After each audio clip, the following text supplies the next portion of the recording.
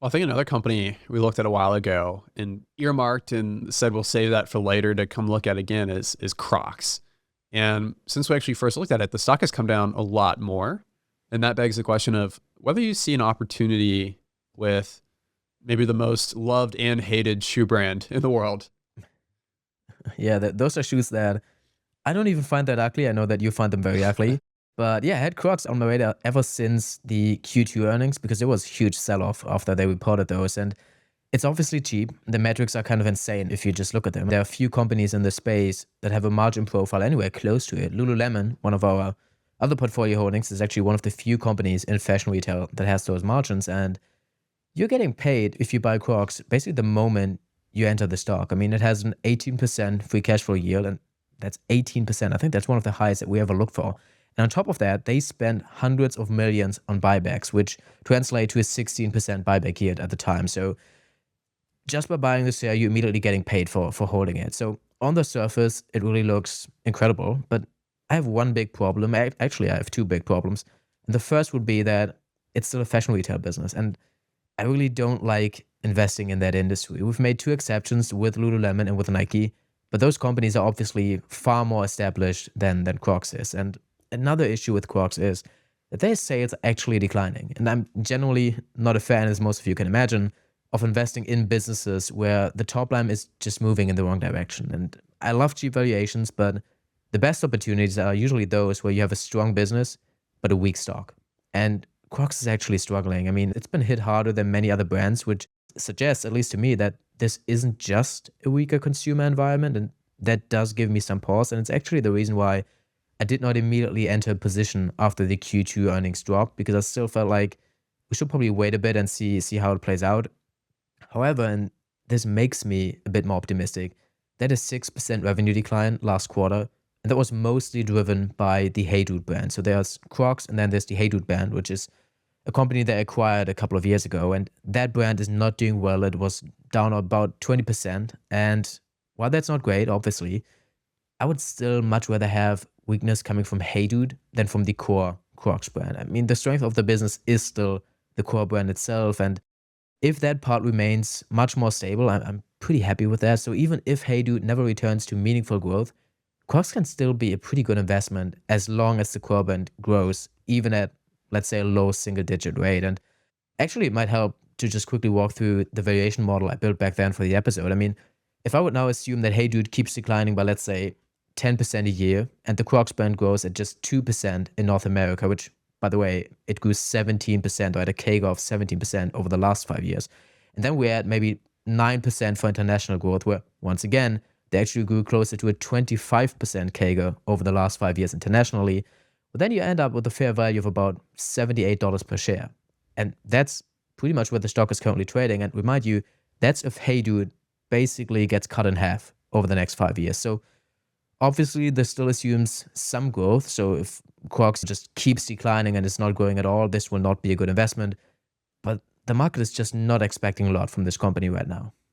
It really feels like Crocs is already priced for a worst case scenario. And you see that a lot with these kind of unloved stocks where sentiment's just totally beat down. And clearly, anything even slightly better than that worst case should lead to pretty solid returns, you would think. And so in our episode on them, I think the big question we wanted to answer was whether Crocs are just a fad or whether it's this more enduring brand that's here to stay. And immediately my gut instinct is I remember seeing Crocs in the playground as a kid. So calling them a fad, I don't know. Maybe there's some cyclicality and some trendiness that comes and goes with the business, but it has endured for a while. And so, I get that this kind of declining sales are not a good look for the company or for us wanting to feel confident about the brand we'd be investing in. But like you said, it's also not actually really the Crocs brand that's struggling.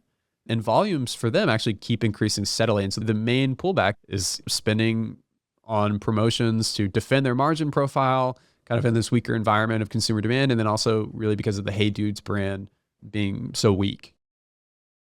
Yeah, that's one of the big things. When they saw that the consumer is getting weaker, they said, let's actually pull back on all the promotional activity that we do. So that might hurt the top line, but we still defend our margins, which is what, for example, finances the buybacks, which is obviously a huge part of the thesis. And That's kind of one of the other big risks that you potentially have in this stock. And that's management ending up repeating, making the same mistakes, and goes out to acquire yet another company after hopefully getting Hey Dude back on track. And the buybacks do offer some natural protection against that, because if you spend money on buying back your own shares, you should obviously have less money to then go and acquire another company. And they already had two failed attempts at diversifying. So I don't know, trying for a third time just doesn't sound to me like it's the best idea, but I'm not fully convinced that the management's incentives and the shareholders' incentives are actually perfectly aligned, because shareholders obviously, especially right now, want buybacks and as much capital return to them as possible, or over the next few years at least. And then management is probably thinking about the long-term health of the company. And over the long run, it's just usually, very hard to survive on just one product in fashion retail. So I don't know, it makes a lot of sense for them to eventually decide that they want to buy another company yet again. Just, I mean, technically, Hey Dude could work out and they are a diversified company, but it doesn't really look like that's going to happen anytime soon.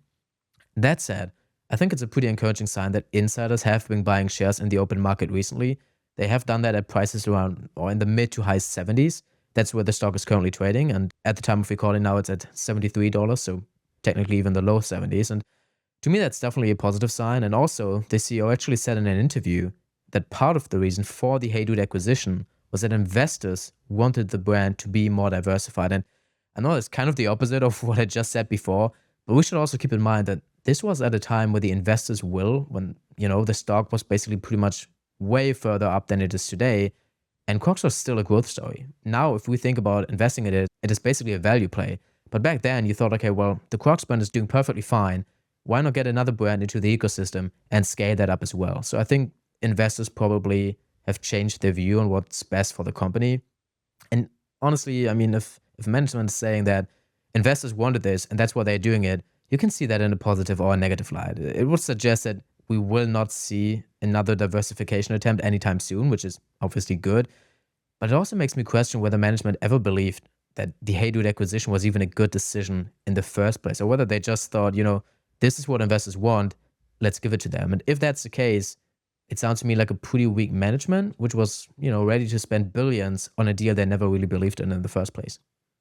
I think it's a questionable approach to doing an acquisition, and that's for sure. But significant buybacks, along with some insider buying, I mean, those are good signs that offset some of the acquisition concerns, I guess. And so if it's up to me, I would feel comfortable adding a position here. And I think we are in pretty good alignment that it's almost more of a trade based on intrinsic value than like truly a quality compounder that we would want to hold for many, many years.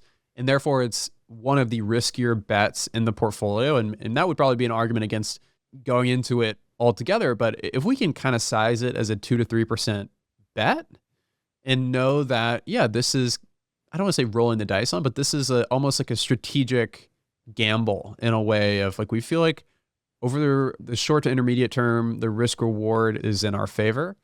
But yeah, let me ask you, I mean, how do you think about it?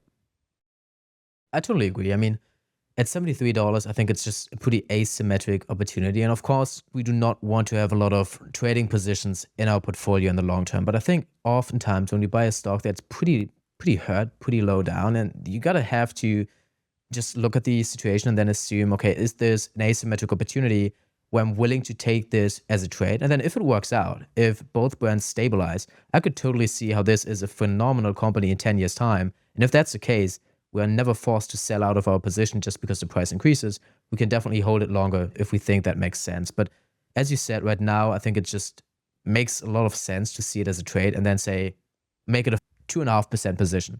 So it's kind of reasonable considering the risk that the investment thesis still has.